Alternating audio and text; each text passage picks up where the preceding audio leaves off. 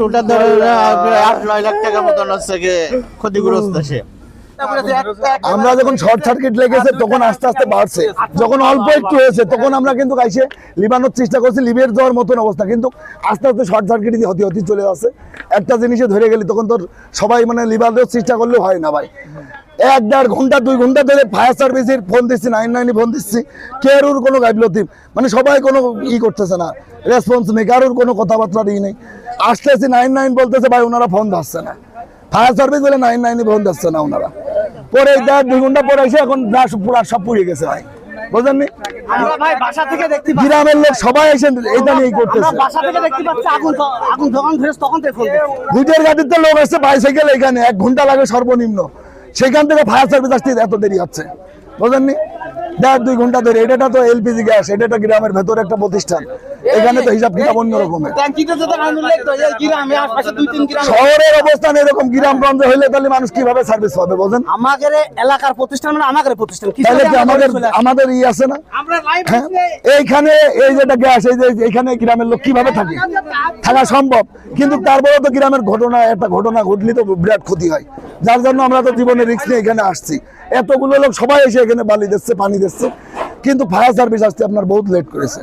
999 বন্ধ ধরতে চায় না, এগুলো খুব গাফিলতি। গ্রামে আমরা শহরের পাশে তাই আমাদের যদি এই সমস্যা হয়, তাহলে এটা গ্রামগঞ্জে ধরলে ফায়ার সার্ভিস কিভাবে যায়? আগুনটা ধরেছিল কিভাবে? শর্ট সার্কিট থেকে। মানুষের কি কোনো ক্ষয়ক্ষতি? মানুষের কোনো ক্ষয়ক্ষতি হয়নি। তিনটে গাড়ি পুড়ে গেছে, রেস্টুরেন্টটা ফুল পুড়ে গেছে, আমাদের এখানে ফুল কিছু কিছু হয়ে গেছে। তিনটে প্রাইভেট, একটা হলো মানে গাড়ি আছে, নোয়া আছে, জিপ নোয়া। শর্ট সার্কিট থেকে। হ্যাঁ, এটা কি রেস্টুরেন্ট ছিল? হ্যাঁ, এইটা হলো গিয়ে মূল হলো গিয়ে এটা পান্থশাখা, আর এটা হচ্ছে এটা হলো গিয়ে gas pump. Panthashakha highway restaurant. হ্যাঁ, পান্থশাখা, আর এর পাশে হলো গিয়ে রেস্টুরেন্ট। মালিক কি?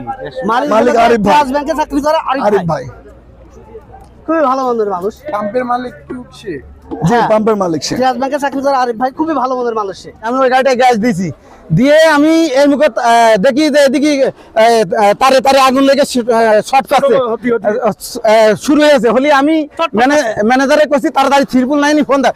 ম্যানেজার কইছে কি হয়েছে? আমাকে তুমি তাড়াতাড়ি 999 ফোন দাও, ওই যে কারেন্টেতে আগুন লেগেছে। ও বলার সাথে সাথে ম্যানেজার 999 ফোন দিচ্ছে, কেউ রিসিভ করছে না। পরে যখন দেখলাম যে আগুন জমকে গিয়েছে, আমি রাস্তায় যেয়ে একটা ট্রাকওয়ালা দাঁড়িয়েছে, ট্রাকওয়ালা ফোন দিয়েছে, ধরে ঢাকাতে ধরেছে, কাছে এটা তো আমরা ঢাকাতে ধরলাম। তখন আমরা তখন ও তো চেনে না ট্রাকওয়ালা, ও বাইরের লোক, ফায়ার সার্ভিসের নাম্বার দিয়েছে, আমি সেই নম্বরে ফোন আচ্ছা, এবারে বাইরের লোক, ও তো এই আফরোজা আলী কি ও বোঝে না। আমি বললাম যে বলো আফরোজা আলী এলপিজি লাউদিয়া ঝিনেদা স্টেশনে আগুন লেগেছে। পরে ট্রাকের ড্রাইভার ওই পারি বললি ওইটা, তখন ওই ঢাকাতে ঝিনেদা এবার ফোন দিয়েছে মনে হয়, তখন এই পর্যায়ক্রমে পরে ফায়ার সার্ভিস আইছে, যার কারণে আমাদের এগুলো পুড়ে সব শেষ হয়ে গেছে। যদি প্রথম দিকে আসতো তো আমাদের কোনো আমাদের ওই শর্ট সার্কিট পর্যন্ত আমাদের শেষ হয়ে যেত। প্রাইভেট একটা পুড়িনি, প্রাইভেট ওই একটা পুড়েছে, ওই একটা পুড়েছে, আর একটা আংশিক পুড়েছে, 3টে গাড়ি পুড়েছে। প্রথমে তারে ধরিল অল্প একটু ছিল মনে হয় কিছু না হোক 1,50,000 টাকার মাল আছে।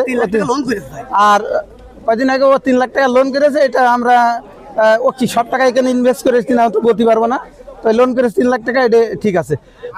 ভাই 4 লাখ টাকা দিয়ে মাল কিনেছি, কাঁচা মাল। আর ইসি ফ্রিজ ট্রিজে কত হবে?